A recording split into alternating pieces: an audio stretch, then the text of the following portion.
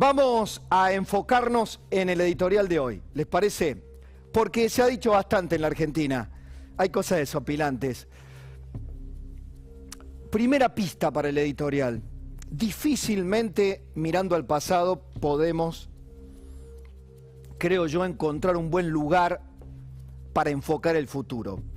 Es cierto que hay que tener una conciencia del pasado permanente, que la memoria es indispensable. Ahora, si uno maneja mirando permanentemente el espejo retrovisor, y seguro choca. Me parece raro, lo veo raro a Alberto Fernández, que no acierta mucho en el último tiempo, aunque hay que valorar que está más callado, y que cuando habla debe tener algún speech preparado, porque no improvisa y no mete la pata. Hoy saludando al Partido Comunista Chino, ¿no? Partido Justicialista, Partido Comunista Chino. ¿Y por qué digo lo del espejo retrovisor? ¿Y qué quiere? Porque remontarnos a las cartas entre Mao Zedong y Perón es como, no sé, revalorizar las políticas de Benito Mussolini en Italia o establecer el valor de los totalitarismos en el siglo XX. Con el mismo énfasis podría haber Alberto Fernández haber pedido que el Partido Comunista Chino le explique los muertos en Tiananmen, por ejemplo, en la masacre. No sé, es raro que Gioja, en su momento, ya veterano, ya casi rayano en la senilidad política digo, ¿no? La senilidad política es cuando ya no tenés nada más que hacer en política, salvo ser un jarrón chino, o sea, molestar en todas partes. Un poquito es eso de Gioja en San Juan. Pero Alberto Fernández, presidente del Partido Justicialista, solo tiene una explicación. Y esto es lo que vamos a tratar de conectar. Las relaciones carnales, nuevas relaciones carnales del peronismo. Sí, claritas relaciones carnales. Como en los 90, Menem con Estados Unidos, Menem con Bill Clinton, con George Bush, hoy nuevas relaciones carnales de otro peronismo. De un peronismo, por supuesto, absolutamente en las antípodas. Jugando a la Guerra Fría, o como decía la canción de Miguel Mateo, hay un ruso y hay un yanqui en mi habitación.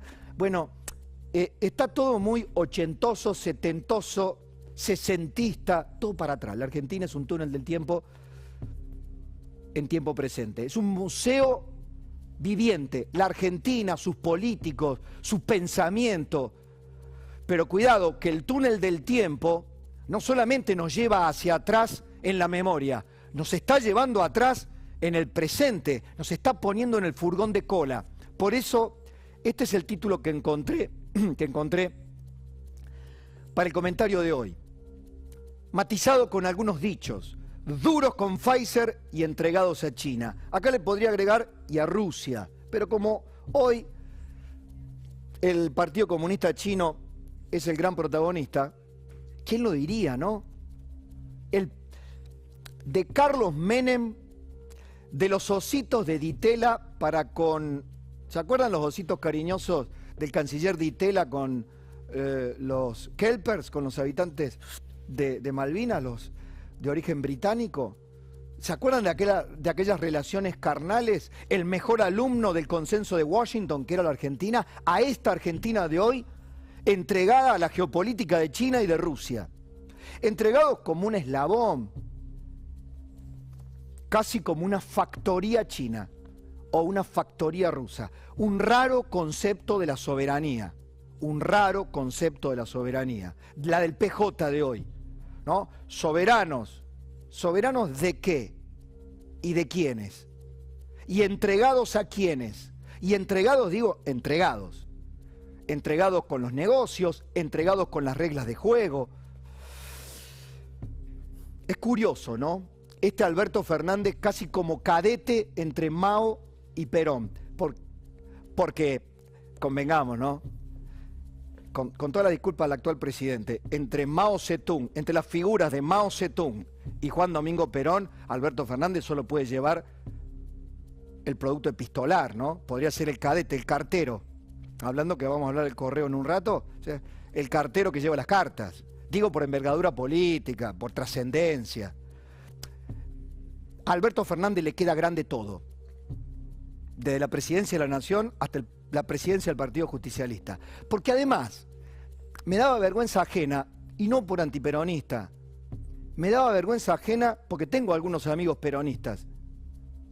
Y si me reencuentro con ellos en una mesa y charlamos sobre el peronismo, y ¿esto es el peronismo? ¿En serio que el peronismo, veleta, esta cáscara vacía, sin sentido? Un peronólogo de muchas batallas y de muchas cruzadas, cruzadas como batalla y cruzadas como cruzadas de vereda, don Julio Bárbaro, ha dicho hace rato que el peronismo es una cáscara vacía, un significante vacío. El peronismo es una identidad del pasado que sirve como marca, como etiqueta para conseguir poder, para representar al pueblo como una maquinaria de poder en algún distrito pequeño, en algún distrito más grande, o cuando convenga, cuando conviene lo sacan a Perón y Evita, sacan el emblema, el escudito, y cuando conviene lo ponen. Eso es el peronismo. Una especie de rompecabezas a piacere, a demanda. Es un peronismo on demand. Hoy la demanda es China. Hay que quedar bien con el Partido Comunista Chino, porque los chinos nos dan las vacunas, porque los chinos nos dieron los swap, porque los chinos nos pueden llegar a salvar si Occidente nos termina dando la espalda. Alberto Fernández, Partido Comunista Chino. Miren con sus propios ojos si se lo perdieron. El Partido Justicialista de Argentina y el Partido Comunista Chino han tenido una histórica relación que se remonta a los intercambios epistolares de quienes fueron sus líderes, Juan Domingo Perón y Mao Zedong, hace casi 60 años. Hace casi 60 años. ¿Y qué tiene que ver la China de hace casi 60 años con la Argentina de hace casi 60 años? ¿Sabe por qué la vergüenza ajena? Porque en las comparaciones Alberto Fernández iba derrapando terriblemente, porque la China de Mao Zedong se reconvirtió con Deng Xiaoping y con Xi Jinping desde el año 2013 en una potencia de un capitalismo extraño, capitalismo con dictadura, capitalismo de Estado, capitalismo rapaz, capitalismo leonino, capitalismo depredador del que ningún neoliberal podría haber imaginado quizá. Depredador en África, depredador en todos aquellos lugares donde ha ido ganando, como en el juego del TEG, táctica y estrategia de la guerra, lugares a donde se retiraba Estados Unidos. Esa es China de hoy, una potencia con aspiración desde hace mucho rato de superpotencia. Y tal vez lo que no puede decir Alberto Fernández, no sé si porque no puede, porque no lo recuerda, porque no lo sabe, porque no lo quiere investigar, porque no lo quiere profundizar, es que aquella planificación milenaria de los chinos se sigue aplicando. Los chinos están pensando a 50 años y todas las piezas que mueven y conocen las debilidades del mundo. El Partido Justicialista chocó la Argentina, la fundió, se convirtió en una máquina de pobres. Sí, el resto de la clase política también, pero el peronismo gobernó este país en esos 60 años a los que se refería Alberto Fernández. Y solo le quedaba al pobre Alberto Fernández, cadete entre Mao y Perón, casi que pedir disculpas por ser este receptáculo de las inversiones chinas en un tablero de ajedrez enorme, donde Argentina es un lugarcito así. Pese a que al joven Santiago Cafiero, que de historia no sé si sabe mucho, le parezca que hay que hablarle a la juventud y convencerla que se quede solo con chamullo, como si estuviera jugándose en un centro universitario, en un centro de estudiantes de la secundaria o de la universidad. Pobre Cafiero, que no tiene impronta propia, palabra de peso, no le cree ni en el propio gobierno, no tiene una entidad política, menos aún para el Instituto Patria. La jefa pide que se calle, porque cada vez que habla mete la pata. Pero lo mandaron hoy a hablar con los jóvenes. en un congreso ahí de jóvenes, las juventudes del Frente de Todos. Tal vez porque por una cuestión etaria, de imagen. Entonces, esto decía el joven jefe de gabinete que se niega a recibir a las líneas aéreas que tienen varados a 45.000 argentinos, pero tiene tiempo para hablarle a los jóvenes, para convencerlos, miren este convencimiento para que se queden. Desde que se inició la pandemia, diría que desde que se inició nuestro gobierno, hay notas y notas y notas de argentinos exitosos que se van afuera del país, permanentemente. Argentinos que se van del país a trabajar en cosas que acá no estarían dispuestos a trabajar, pero en el exterior están dispuestos a hacer. Como si eso fuera un proyecto, un destino común para el país. El destino para nuestra juventud, para nuestras juventudes, no puede ser Ezeiza.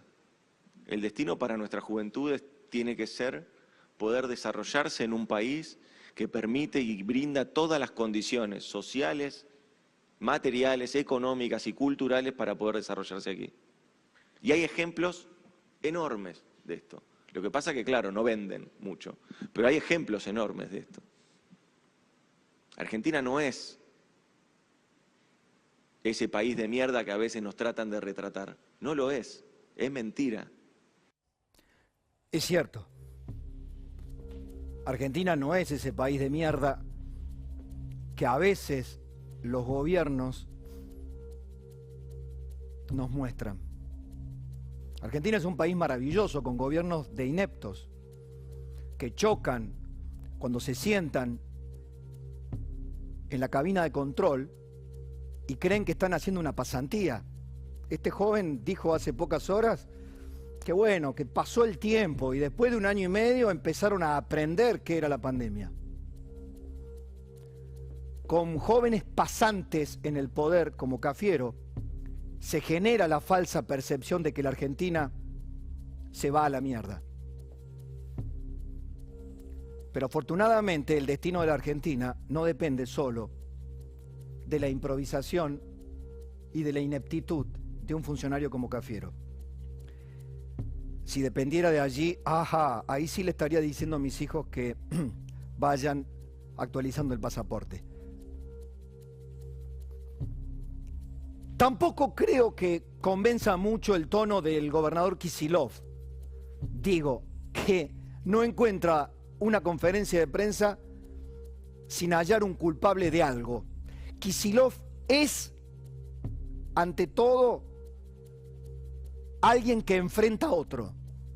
También gobierna, pero Kicillof es un enfrentador profesional. Tiene que enfrentar a alguien. Enemigos imaginarios, reales, la oligarquía, el neoliberalismo, los medios concentrados, la oposición, los visitadores médicos, los profetas del odio. Necesita para ser confrontar. Y en el medio, por ahí dice cada cosa. A ver, no entendí lo de la segunda ola. Mostrámelo. Así que es imperioso que no ingrese la variante Delta. Todo lo que tengamos que hacer para que no ingrese, lo vamos a hacer. Y agrego a esto que el problema y esta discusión surge porque además están quienes hoy dicen, pero hacen tal cosa para impedir la entrada de la vacuna, cómo restringen tal cosa, impiden tal cosa. Y dentro de 2 meses van a decir, uy, cuántos contagios que hay. Los mismos. Que hoy se quejan de que tomemos medidas de protección y después se van a quejar de los contagios por no haber tomado medidas de protección. Entonces, quiero que con esto seamos muy responsables y conscientes. Nadie esperaba la variante Delta, nadie esperaba tal vez la segunda ola. Son cosas que pasan en una pandemia. Son cosas que pasan, ¿viste? Son cosas que pasan. Entre el pasante Cafiero y el gobernador que... Gobernador. Mire, Cafiero está último en la tabla de posiciones del Instituto Patria, pero usted está primero. Gobernador, y a usted lo quieren poner de candidato a presidente en el 2023. Y como en la Argentina todo puede pasar, ya veo que después le tengo que llamar presidente. ¿Que nadie sabía de la segunda ola? Así que Goyan no le dijo, Nico Kreplak, como lo llama Cristina, no le dijeron de la segunda ola. No vio los diarios, no tiene tiempo. No vio los canales de televisión, Europa. Todos los canales tienen corresponsales en Europa. Segunda ola, variante Delta. Ah, no sabía. Listo. Ese es el resultado que vamos teniendo. Aunque, nobleza obliga, como decíamos recién con Paulino, han acelerado la vacunación todo lo que puedan. Ya, ya. Vamos, vacunemos todo, porque además había un stock remanente. Y porque además la gente empieza a tener desconfianza. Militaron la vacuna Sputnik tanto que ahora están faltando la segunda dosis. Y ahora están los juegos, y que la vacuna no vence, y que probemos con Sinopharm. Pero mientras tanto, decíamos, duros con Pfizer entregados a China. Duros con Pfizer es cuando la ideología se mete en la cabeza de algunos y funciona como una especie de virus. El ideologismo en el gobierno es un virus. Pfizer, Estados Unidos, neoliberalismo, votantes de Macri, Miami. Hay toda una cadena de prejuicios ideológicos, políticos, que son reales, no me los invento yo. No le vamos a entregar la soberanía, no le vamos a entregar los glaciares. ¿Y a China qué le entregamos? ¿Y a Rusia qué le entregamos? Por eso, ahora, hoy, Vilma Ibarra tuvo que, hablando de mala praxis, de pasantías, la doctora Vilma Ibarra no es ninguna improvisada, pero la han metido en un galimatías ahí donde tiene que explicar lo inexplicable. ¿Por qué tardaron 7 meses en arreglar algo que un equipo de gente idónea lo hubiera resuelto en 48 horas? Tal vez 24 si hubieran sido full time. Lo que arreglaron 117 países en el resto del mundo, el contrato con Pfizer. Ahora vamos a hablar en un ratito con los padres de los niños de entre 12 y 18 años que no reciben ninguna vacuna. Hoy la información que hizo correr el gobierno es que como los chinos están empezando a vacunar, o ya lo han hecho, mejor dicho, ya lo han hecho a los menores de 3 años con la Sinopharm, no hay un solo papel al respecto, solo creencia y fe en China. Entonces tal vez, si no arreglamos con Pfizer, venga la China, la vacuna china Sinopharm para los chicos. Todo clarito. Duros con Pfizer, entregados a China. Pero hoy, y con esto te cierro la galería testimonial de cada día del gobierno, con Vilma Ibarra, explicando al Congreso los pormenores del DNU. A ver. No era, ni nunca fue el único reclamo. La verdad es que todo hubiese sido bastante más sencillo si el reclamo de los distintos laboratorios hubiese sido solo la eliminación de la palabra negligencia. No lo fue. Claro que no lo fue. Pero desde el primer minuto, la palabra negligencia era puesta adrede y detectada por el departamento jurídico de Pfizer como una especie de trampa puesta adrede. A ver, ¿desconocemos que nos conocen? Otra vez, no es un juego de palabras. Desconocemos que nos conocen demasiado a los argentinos, pero no al pueblo, a los gobernantes argentinos. Cafiero, Dixit, ¿sabe? Todos, Club de París, Fondo Monetario Internacional, bonistas, ya defaulteamos la deuda 10 veces. ¿Saben qué quieren todos los que hacen un negocio con la Argentina? Seguridad jurídica. Quieren garantías de que no seamos malos pagadores, malos contratistas, simplemente eso. Y como la Argentina tiene credibilidad cero, no es un país, como dice Cafiero, que dicen muchos que es, pero es un país maravilloso con gobernantes que nos trajeron hasta acá, a tener credibilidad internacional cero. Aislados del mundo, riesgo país altísimo, sin que nadie nos preste.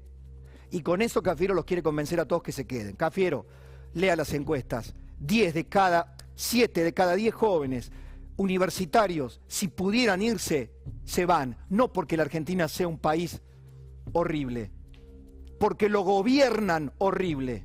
Y porque la élite de privilegiados, chantas, que llegan al poder lo funden y primero ganan con sus privilegios y tienen el doble discurso de que trabajan para el pueblo,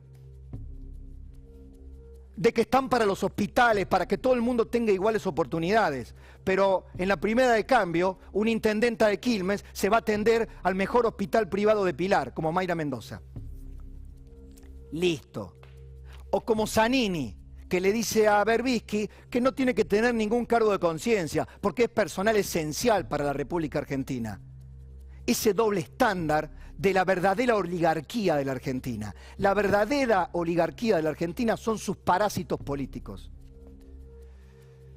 Y esos parásitos políticos, después, como verdaderos psicópatas, le dicen a la gente que casi no tiene oportunidades, que depende de un plan, que depende de un conchavo con el Estado, que dependen de ser un chaleco rojo en La Rioja, o dependen de ser mano de obra para Infram, o militante de la Cámpora, le dicen que la Argentina vale la pena. Vale la pena si te enrolás, vale la pena si te suscribís. Del Partido Comunista Chino tienen lo peor. Ojalá hubieran adquirido la viveza estratégica para multiplicar la riqueza, la de todo el conjunto, no la de ustedes. Bienvenidos a Hora 17.